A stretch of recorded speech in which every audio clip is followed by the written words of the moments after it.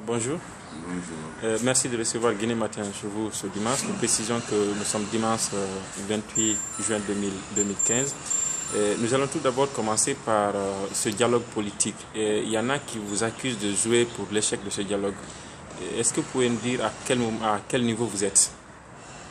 Bon, écoutez, quand le président a promis son premier ministre d'ouvrir le dialogue,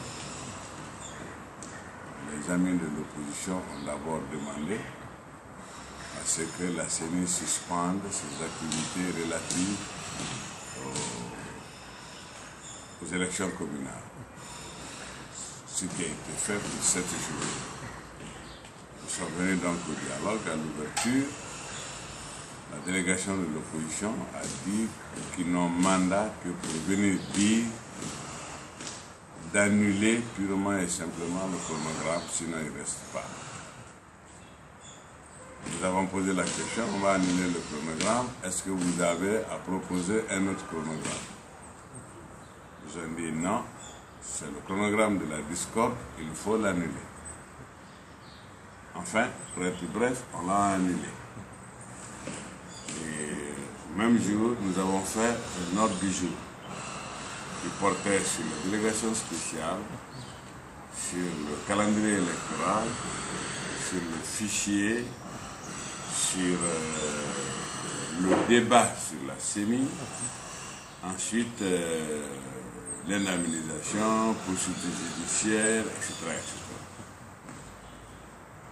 Alors, on vient pour entamer l'ordre du jour, l'opposition dit non, il ne suffit pas l'accord de principe pour l'annulation du chronogramme, il faut que la CENI le signifie par un acte. D'accord? Cela n'est tenu, on a annulé et on a signifié par un acte l'annulation du chronogramme. On a cru qu'on était désormais à même d'entamer l'ordre du jour établi dans l'ordre. Le premier point, c'était les délégations spéciales. Ils n'ont pas voulu en discuter sous prétexte que c'est prématuré et qu'il fallait d'abord aller au point suivant, le calendrier électoral.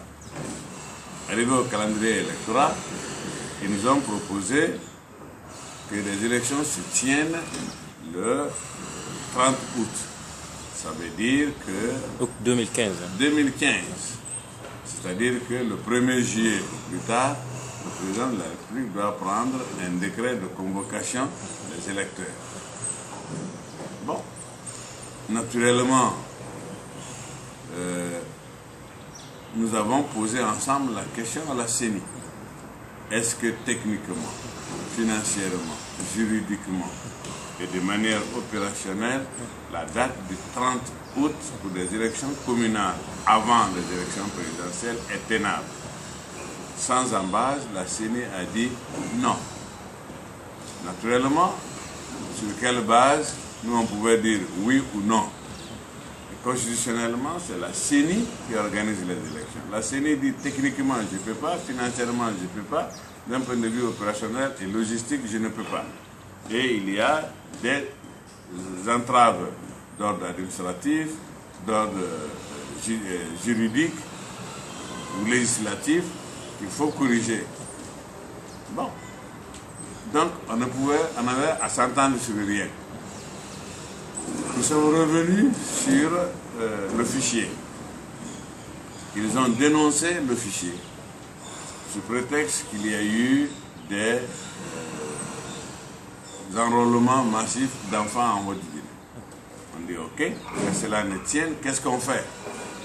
On se met ensemble, à l'affichage de la liste, nous allons ensemble détecter des photos d'enfants et nous allons les mettre dans le contentieux. Deuxième étape, toujours la même commission mixte, opposition, pouvoir et CENI, nous allons refuser de remettre les cartes d'électeurs à la distribution à tous ceux qui paraissent être des enfants. On a dit non, ça ne suffit pas. Ok, si ça ne suffit pas, qu'est-ce que vous proposez pour être sûr d'avoir un fichier propre? Non, nous préférons attendre jusqu'à ce que les listes, les chiffres soient consolidés pour nous prononcer là-dessus. C'est l'opposition qui dit ça. C'est l'opposition qui dit ça. Même si entre-temps, ils ont dit eux-mêmes que, voilà, apparemment, les chiffres de la CENI correspondent aux chiffres qu'eux-mêmes ils ont concoctés. Bon, après, on avait un autre point d'ordre du jour qui est comment on appelle ça, qui est la délégation spéciale. Non, pas la délégation spéciale.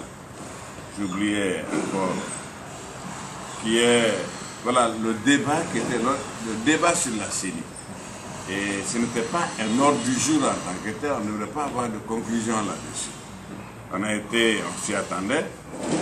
La condition posée encore par l'opposition, il faut réformer la CENI. Il faut donner la possibilité à l'opposition de remplacer les commissaires qui ne répondent plus à leurs aspirations, qui ne répondent plus à leurs injonctions. On a rappelé toutes les lois qui interdisent justement aux commissaires de se plier aux injonctions des politiques. On a rappelé qu'une fois qu'un commissaire a prêté serment, il n'a plus le droit ni de demander ni de recevoir des injonctions des politiques, y compris ces structures d'origine. Rien à faire, il faut changer de CENI. Bon, franchement, à ce point, nous avons vu que des gens demandent, à partir du 1er août, qu'on lance des appels pour qu'on aille au vote le 30 août, donc dans 60 jours, et qu'on change donc de CENI au mois de juillet. Nous n'avons pas encore des listes, nous n'avons même pas encore la liste des candidatures des partis et des candidatures libres éventuelles dans les communales. Et à ce point, ils se sont dit, voilà, nous avons dit, c'est une loi organique, la loi sur la CENI. Si vous avez l'envie de la modifier, mais n'agissons plus comme s'il n'y avait pas d'assemblée. Allez-y à l'Assemblée, vous avez 2 groupes parlementaires, faites des propositions de loi, envoyez au bureau de l'Assemblée et on met un débat. Mais on ne peut pas accepter d'avoir une Assemblée et de venir, que vous sabordez sciemment, vous quittez l'Assemblée, vous venez à un forum qu'on appelle dialogue, vous voulez qu'on concocte les lois là-bas et qu'on aille l'imposer à l'Assemblée. Pourquoi vous ne voulez pas qu'il vous donne la garantie que les députés, vous retirez les droits aux députés de débattre des propositions de loi qu'on leur fait? On ne peut pas faire des lois ici, aller les imposer à l'Assemblée. C'est pourquoi il y a une Assemblée. On ne peut pas continuer de se comporter comme pendant la transition, quand on pouvait créer des lois. On a dit, moi j'ai dit que je ne participerai pas à un processus qui amende, qui abroge ou qui crée des lois, même concocter des lois en dehors de l'Assemblée nationale. Je suis président du groupe parlementaire, je ne peux pas accéder à cela. Chez moi, ça, ce n'est pas négociable. Et peut-être que j'ai une façon de dire les choses comme je les pense, et ça ne leur plaît pas. Et ils trouvent que c'est moi l'handicap. Ben, s'ils ne veulent pas me voir et que l'on décide que je n'y sois plus, si ça peut faire du bien à la Guinée, je peux aller. Moi, je me suis pressé de voyager. Je peux quitter pour que les choses aillent mieux. Mais moi, en tout cas, je n'accepterai pas, en tant que président du groupe, une quelconque loi venue d'ailleurs pour être débattue à l'Assemblée, je m'y opposerai. C'est ce que j'ai dit, c'est ça ma position.